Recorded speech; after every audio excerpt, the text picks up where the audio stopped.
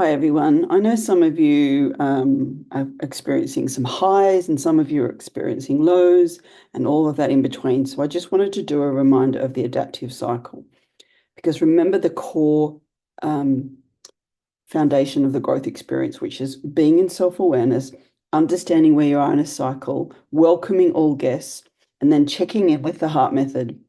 What habits do you need to bring in? Where is your energy right now? What is required? Um, I won't go through the whole heart method now, but basically, if you tap into the heart and you think, which letter am I at? And you get to a kind of, something's changing, something's happening.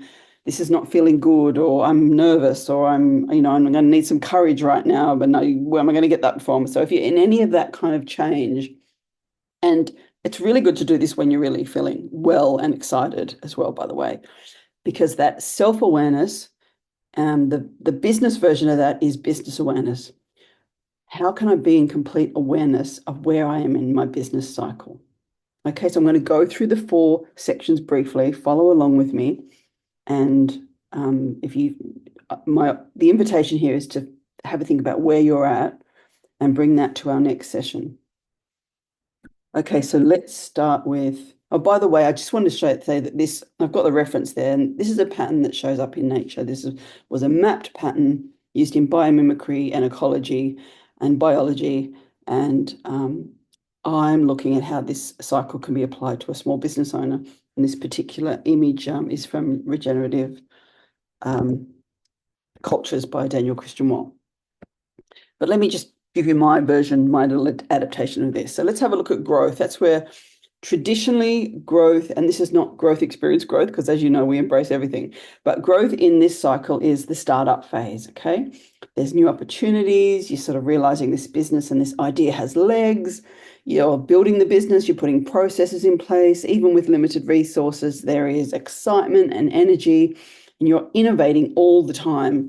You're responding to what clients are asking for. It's helping you frame your opportunity and your offer or your product.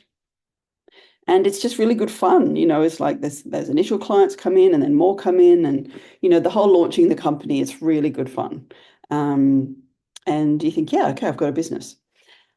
What tends to happen at some stage, and for a small business, I would say probably around year 2 or 3, you go into what I call the conservation phase. Okay, so just follow along here on the diagram.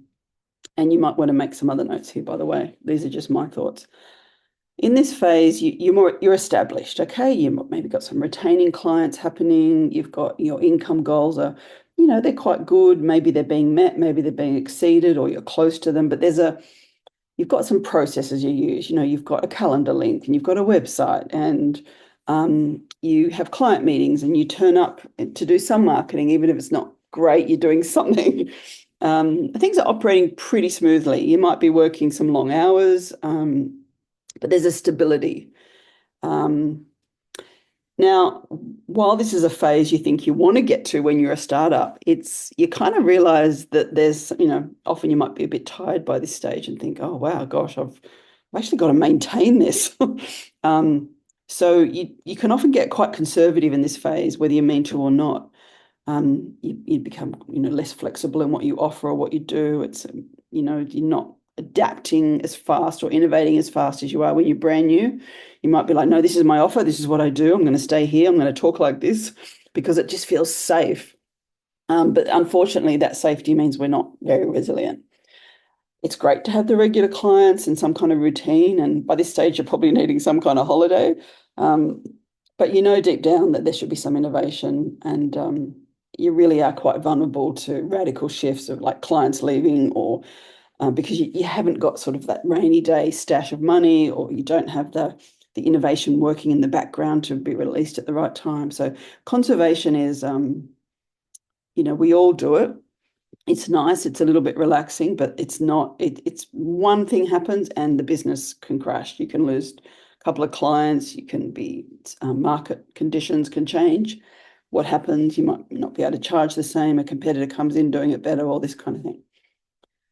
So that will happen eventually, and it's happening for some of you. And this is where we get into release. And, this can really feel like a crisis, and for some people it can feel like a decline, like, what is happening? There's some kind of disruption, and it can be, if you've got a team, it could be something as simple as marriage, baby, relationship change, moving house, just can be personal issues. And there's some kind of strain financially or in relationships with your VA, your marketing people, all sorts of things. Basically, outdated processes are showing up and the lack of resilience shows up. And often this is when people will start to freak out. But if you stay in awareness, you can think, okay, the business structure is changing. There's some scarcity, but what is the gift in this uncertainty? What innovation, what actually could I bring forth at this time? What tough decisions do I need to make? Where do I need to stop spending? Where do I need to put projects on the back burner? Where do I need to give more energy to something that maybe I don't feel that confident about at the moment, but I know it could bring us through? So there's a lot of fear in this stage, and it does require courage to relook at the business model, relook at the marketing. You've got to relook at everything, and that brings us into reorganisation. So always after a breakdown, and if you think of this in biology terms, it's like something radical could be a fire. There is an inevitable new phase, and it is a renewal. It is a renewal. Now, certainly you could just end and change and get a job, and then you can take yourself out of the loop completely, but it's still reorganisation.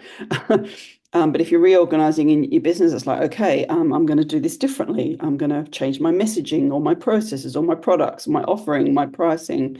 And depending on the energy you bring to this, that's referring back to the heart method, and also E being environment, which is the forces you can't or can control. This is where the innovation and creativity comes in, and it can be quite exciting if you've got your rainy day stash and you've got some kind of foundations to help you through this time. That's really quite important. And if you don't have that, it's like resourcefulness, maybe grabbing some clients or something on the side, even if it's not perfect, just to give you that foundation so you can give your energy to the innovation. It's almost like a whole redesign. Maybe it's a rebranding, diversifying your offerings. It's a rebuild, reorganization in some way. Now, you will always go through these cycles, okay? Like always. I remember being told it was at the 7th year mark that I would do a kind of reorganization. This is before I even understood regeneration, and it was pretty much spot on. We're a product-based business, and we had, lots of employees, so that was suitable to that business model. But you're gonna, and I've gone through these already, even in the 5, 6 years that I've been doing this current mentoring business, and I see this cycle. I've probably been through it. Well, I think I'm in reorganization now, actually. And I've probably actually been through all these cycles this year in some way. It's been an interesting year. So the resilience, but because I have resilience and I have things in place and I understand and I have the awareness around what's happening, I can lean into that and see the opportunity in the crisis. I'm always telling you, the bigger the problem, the bigger the gift. And then when you do that, the reorganization phase usually is extremely successful. And you come out the other side, and some people would just kind of go, oh, what a relief. But you, as a regenerative business owner, can go, I know where I am in the cycle. I know how I got here. I had all the awareness and support, and I brought that on to help me get there. And then you can hit that celebratory joy phase. You will go into conservation again. It's inevitable. There will be more release, more reorganization, more growth. Like this just keeps going. And sometimes we skip phases even. So I hope that's helpful. Stay in self-awareness, trust the frameworks. The heart method every time. Where are you? Where are you in the heart method? And I'm just going to do a short video on that actually, because I want to just remind you of the light and the shadow in the heart method. That is the one framework to go back to every single time, because it will help you know which framework you need to go to help you through that period. So I hope that's been helpful. Lots of love from me as always. See you soon.